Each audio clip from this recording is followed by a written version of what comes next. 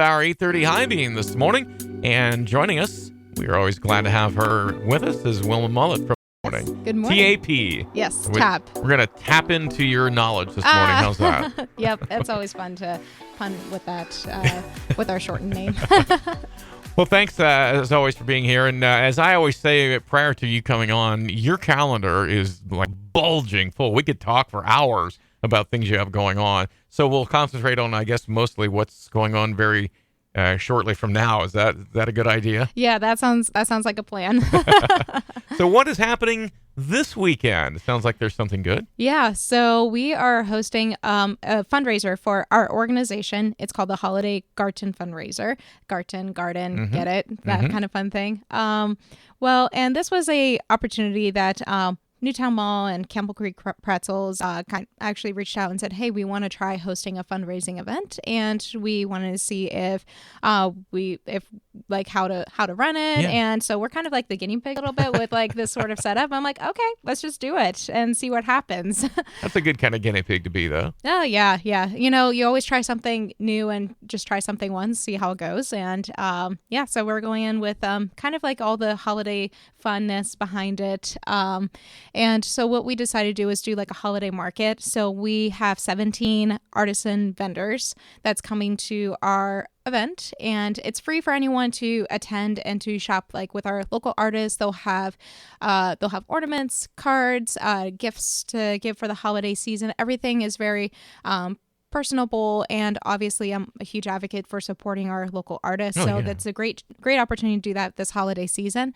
The part where the fundraising side for our organization comes in is we're also going to have a beer garden at the event. So Lockport Brewery, we're going to have a few of their beers on tap. On tap. Oh my gosh, that's funny.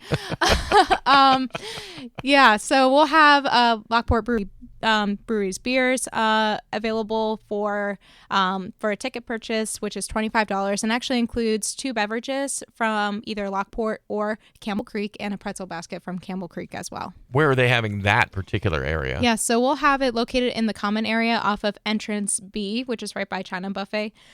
So if you go to Newtown Mall, like through those entrance doors, we'll be in the common area over there. So, and that is when again? It's this Saturday, December 3rd, from 5 o'clock to 8 o'clock p.m. Okay, good. Yeah. So we got 3 hours to enjoy. Bring everybody along, have a drink, and talk about what you just bought from the artists. Yes, exactly. And there's so many, and we have such a variety of artists that are going to be represented there. So we hope people can come out and support our local artisans that are from the area. But then also, if you want to support our nonprofit and learn more as well, the only thing that we'll be receiving proceeds from is the beer garden, and we'll have raffles for the centerpieces and stuff there as well. And I'd love to tell you more about TAP. Yes, absolutely. On tap. Yes, on tap. Do that.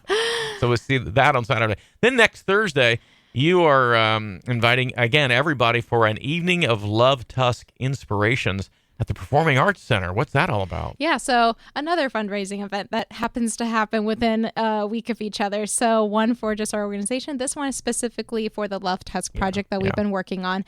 Now that we've had the artists like in the last couple months here, starting to work on the design concepts for what these sculpture pieces would look like painted, like in terms of like whatever's on paper, and all their research and conversations that they've had, we're turning it into like kind of a reception with the artists, and to show their creative process into the creative design of the project.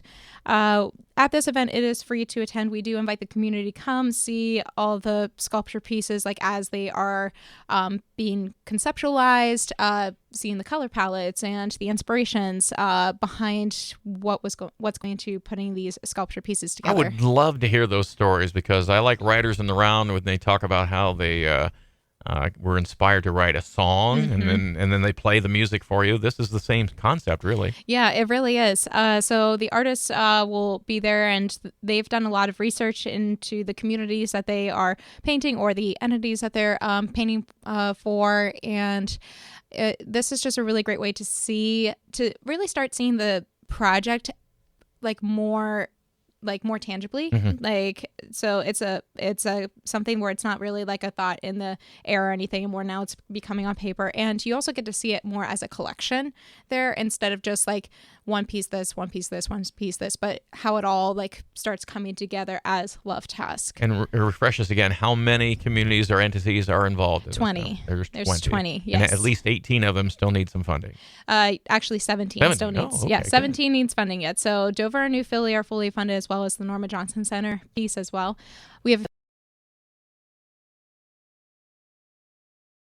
they're getting there. Strasburg is getting there. But we also, like, I mean, I'm also like someone that really cares about even like some of the smaller communities, Sure. like Rigersville and Roswell and Midvale and all of them too. I would love to see the generosity just pour out into like all those other communities as well, which is also another reason for the event, is that this is an opportunity where you can come, and if you're interested in donating to a specific sculpture, community sculpture, you can come and not only just see everything and talk to the artist, but also if you want to make a contribution that night, you definitely can. I mean, you can make a contribution anytime. Yeah. Everything is available on our website, and but this is definitely a time where you can invite your friends and family, or anyone that you know that's like, hey, we want to support Midvale's sculpture piece, or Denison and Yorksville's. Or if somebody says, hey, I got $100, do whatever you want, do you just kind of spread it out amongst the ones? Yeah, we put it wherever it's needed. So yeah, that's the ultimate goal, is that we make sure that those funds are directed to whichever community sculptures or parts of the project that really needs the support. Okay. So yeah. But we've even had businesses like Tuscarawas Insurance Agency, where they have like 3 offices in New Philly, Sugar Creek, and Strasburg, and they made a larger contribution that contributed to all 3. Or even Guy Funeral Homes, they did a like a $5,000 donation and said put it on all 20 like locations and stuff. So we can really tailor this really the donor has the power to really decide where they would want it to go, in terms of like which community that they have like ties with, or hey, I grew up like in this area and I would love to contribute to that. It is their money, so they can do that. Well, obviously, yes, yeah. But yeah, and it's just a great time to, I mean, all these artists have been working really hard on these concepts, and this project is meant to bring people together to support Tuscarawas County overall. So this is like almost a precursor to like what's to come here next year. So before you leave, we'll get a couple of addresses and such that people can get a hold of you. I want to ask about grants, because I know you've been working hard on that. Are you making progress? Yeah, so we recently awarded some grant funding through our Tuscarawas Art Support Grant. The reason why we started this grant program a while ago was so that we can what we've realized was a need in our community is being able to award funding specifically for arts, culture, and creativity for other organizations or individuals to really take initiative with partnering with artists or cultural entities and individuals and create something like meaningful for our communities. Yeah. And so we started the grant program to award funding to reinvest back into our communities. The thing that's unique about this is we have a 70-30 model with our partner donations. So those are our general funds where people donate to our organization itself.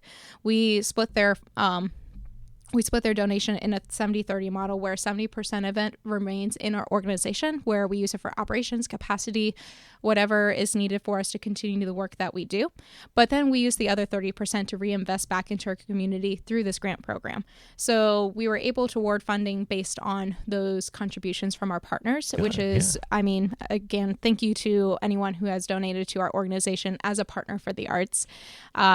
Because of them, we're able to grow our grant program, and we definitely hope to grow it even more as we continue to grow. So then it all grows together, so it concurrently. And who is able to be the recipients this time around? Yeah, so we have 4 recipients this time around. So first is Arts NCT in Newcomerstown. They have a program that they do over the summers called it's a free summer arts program that's Arts for All. So it's performances. They tailor to the low income communities and individuals. Then we also awarded to Art and Soul Gallery. They are hosting two classes in the winter.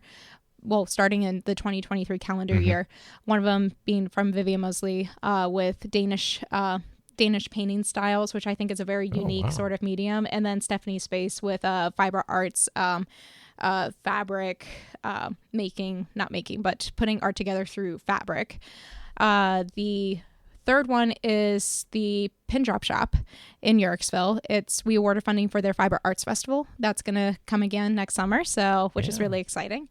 And then the final grant that we awarded was to the Tuscarawas Philharmonic for their spring semester of the children's choir. Very good. Wow. And so anybody can contribute to that.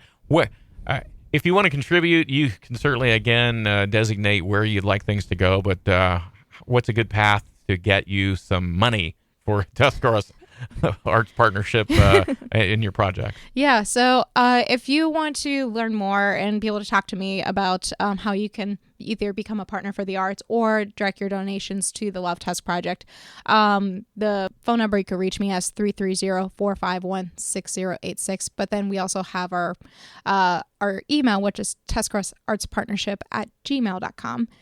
And we also have a website, tuscarawartsartspartnership.org as well. And follow us on our social media pages, and you'll get all the latest updates. We always laugh that's a long email address, but it's kind of easy, though, because that's who you are. So yes. it makes it right. Well, thanks for stopping in. We'll talk to you again, I guess, early in the new year.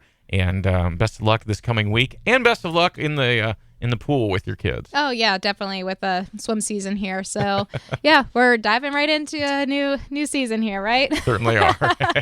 Thanks again. We'll talk to you soon. All right. Thank you. That is Wilma Mullet, who is the Executive Director of the Tuscarawas Arts Partnership, our guest here on the BT Morning Show's 830 High Beam.